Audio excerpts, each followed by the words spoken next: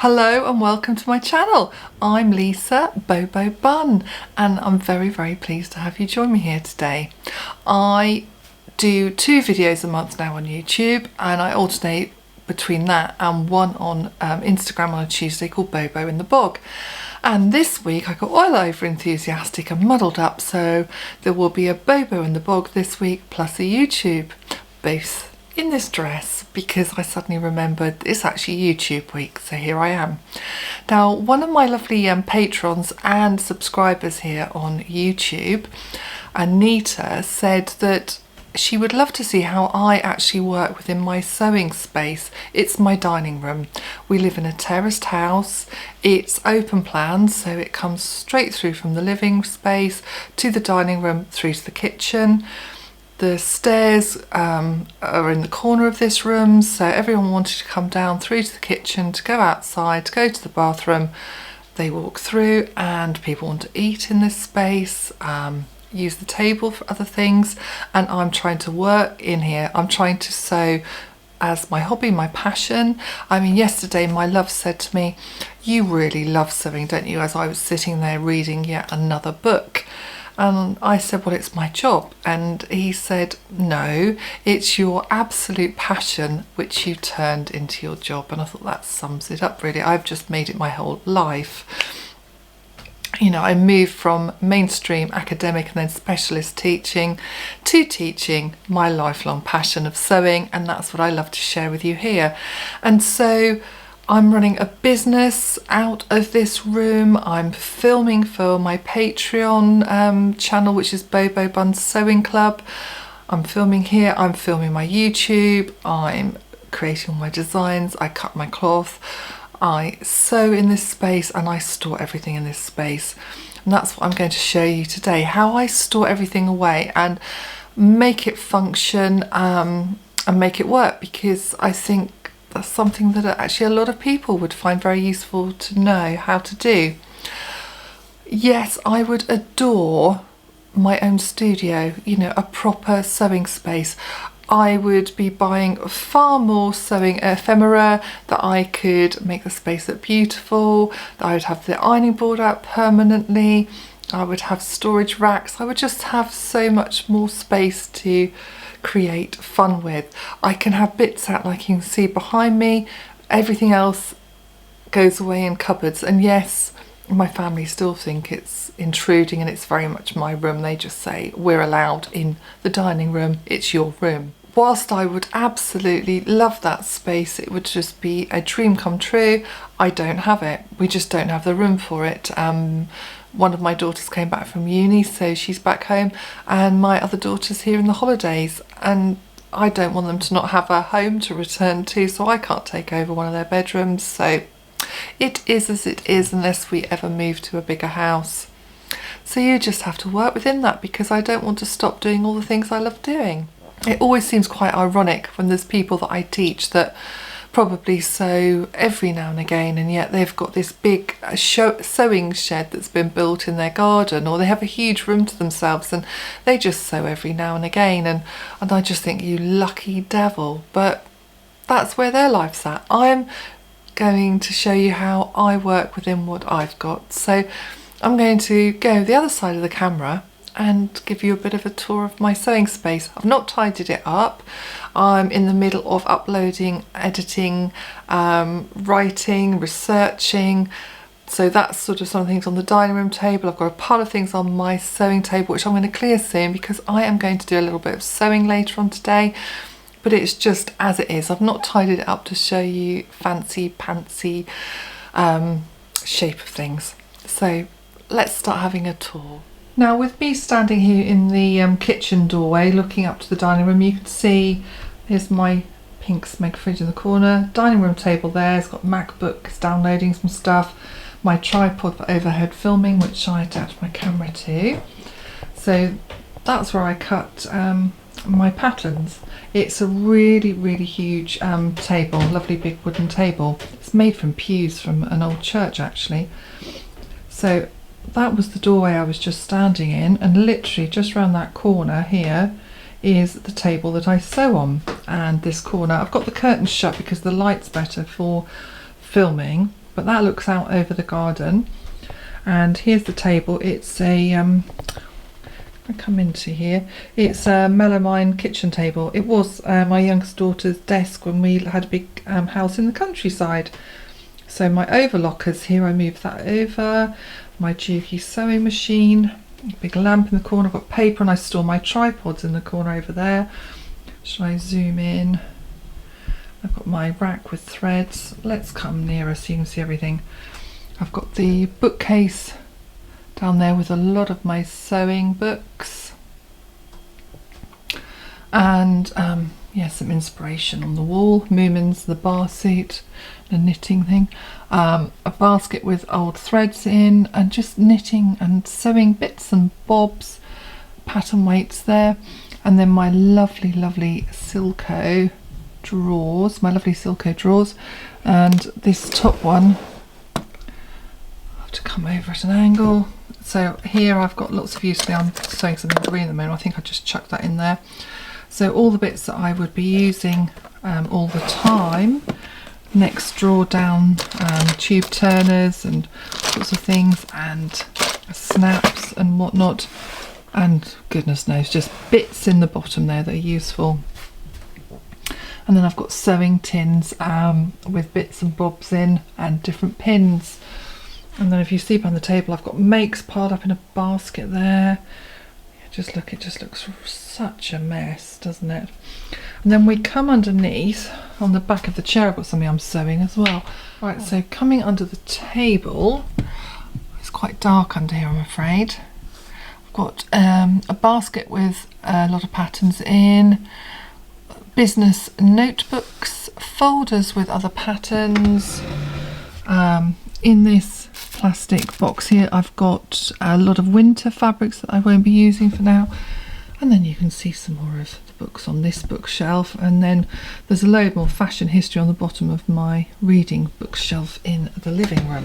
So that's that space there. And then I've got a basket here that has it's got my pencil case, wires for filming, and other paperwork and patterns and things. And if we scan across, so we've got my desk here where I sew and sit on that pink chair there.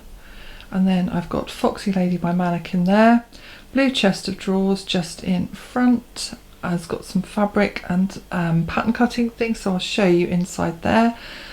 Haberdashery cupboard next to that, and there's all sorts of tins and tools. And then the school cupboard next to that's got things in it. So let me show you this lovely chest of drawers. Again, that was in one of my daughter's bedrooms.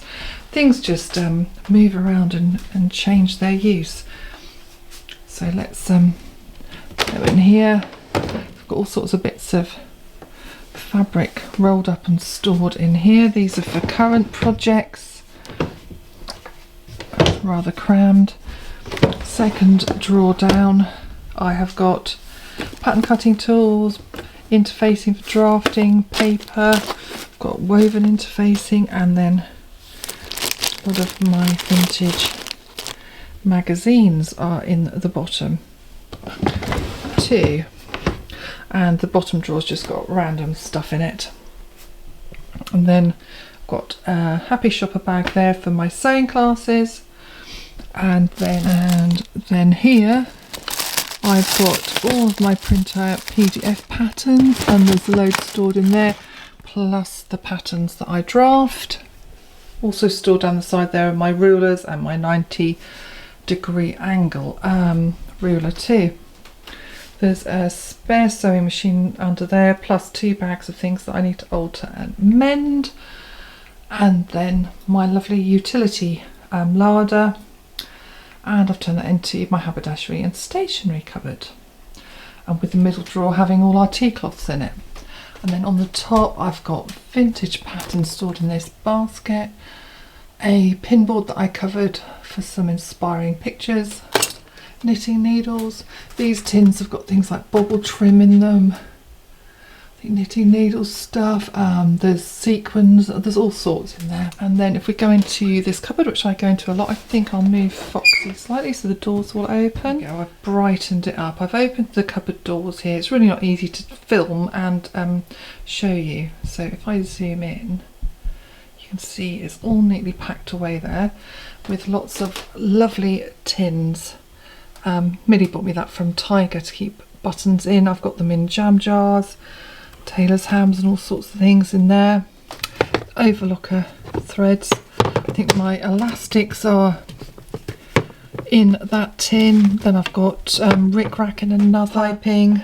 Zips are in this tin up here. Then there's vintage trims, bias binding, and then all sorts of buttons and buttons on cards, and yeah, it's all very neatly stored away. And then these beautiful pink bows, which I've not shown anyone yet. I've got these from Susie Sharp Vintage, so some haberdashery bits and bobs, you know, just buttons on cards in here. So all sorts of things, very, very neatly stored away in there. So I'll just shut that. I'm going to show you something really horrific here. This is what I call our stationery cupboard, and it gets tidied every now and again. But look, I've got all sorts of tripods and stuff, and it's not going to shut now because that's slid down. I really, really should tidy that up. And then the last cupboard we've got here is the big school cupboard. It was actually a school cupboard. I'm probably going to struggle to open this too. This, I won't open both doors. There's all wool and all sorts of things stored there. Actually, I'll try and open it. Ugh. It's very, very stiff. It's a very narrow space. I'm behind a tight wall here. There's all sorts of bits of fabric in here. This for doing my toiles, and I've got velvets and nets at the back. Bits left over, bits for current, for new projects. This is pink cord for a vampire's wife dress in the future. Goodness knows, I think that's denim. And then down here I've got some vintage fabrics, and there's more away. There's projects in here of things I've made for Patreon, which will be released over the months. And then we've got wool and whatnot. So, and then goodness, it's just lots and lots and lots, isn't it? So that's the school cupboard. Looking into the sitting room, spinning round past the dresser in the dining room to down here by the table. I'll just make this a bit brighter again. Is my basket with knitting bags in it, knitting projects, box underneath that stores all my felt, and I think I've got some more magazines in the bottom there. Oh, and some other tablecloth covering for having a different look for table covering. So that's that basket there. Spinning around the rest of the dining room, back to the doorway, which looks very, very bright. I've had to alter the light because going to the kitchen it looks really ridiculously bright. And back to the table where we started, and if I stand over here you can see how my sewing space works here. So it's all very jolly, very full, but that's where I create. So possibly not the best camera work, you know, I haven't got all the camera crews and doing the lighting, but I did my best to show you around my space and how I store things. I wish I had more hands to get out some of the delights to show you some of the things that are hidden there. I adore going in my haberdashery cupboard, and every now and again I'll have a good tidy out, and then I remember things I forgot I'd got, and yeah, going through the fabric and my sewing books. So yeah, it is a space that inspires me. It possibly drives everybody else up the wall. I know they say it's all very much my style, but they're not complaining, they're not binning it. It works. Sometimes it's hard. I mean, for filming it's very difficult when people are coming and going, and I just need the space and the quiet and to concentrate. So ideally one day I will be able to afford to have a studio of my own, because this is my life, my sewing life. But it just shows it's possible to work with whatever we have. just make it as joyful, as inspiring as you can. And storage is the most important thing.